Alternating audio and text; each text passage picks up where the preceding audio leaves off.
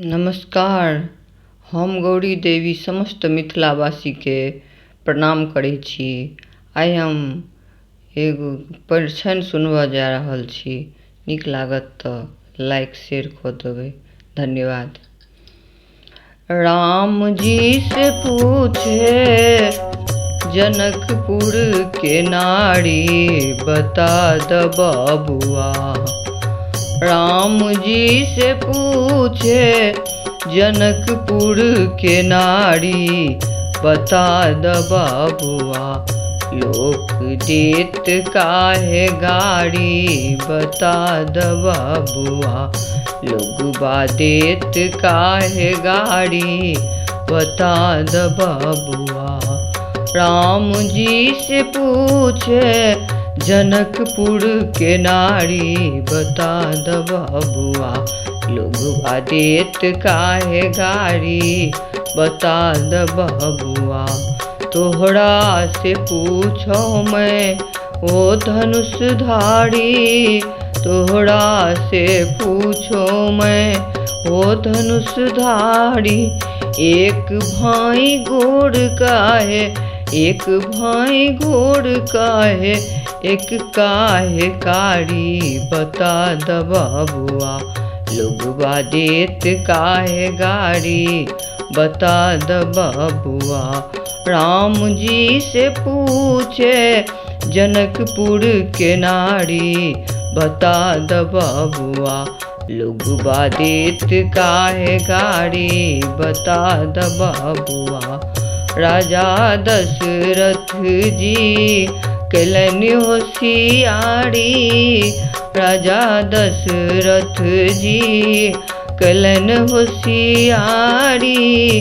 एकटा बरद पर, एकटा बरद पर तीन तीन कुदारी, बता द बबुआ।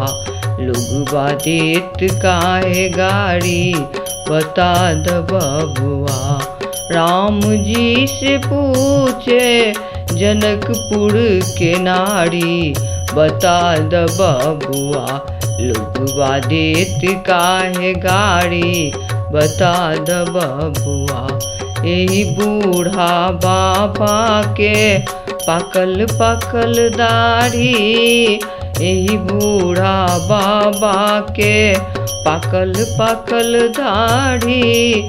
देखन में पातर, देखन में पातर, खाई भरी थारी, बता द बबुआ। लोगबा देत काहे गाड़ी, बता द बबुआ। लोगबा देत काहे गाड़ी, बता द बबुआ। राम जी से पूछे जनकपुर के नारी, बता द बबुआ। लोगबा देत काहे गाड़ी, बता द बबुआ।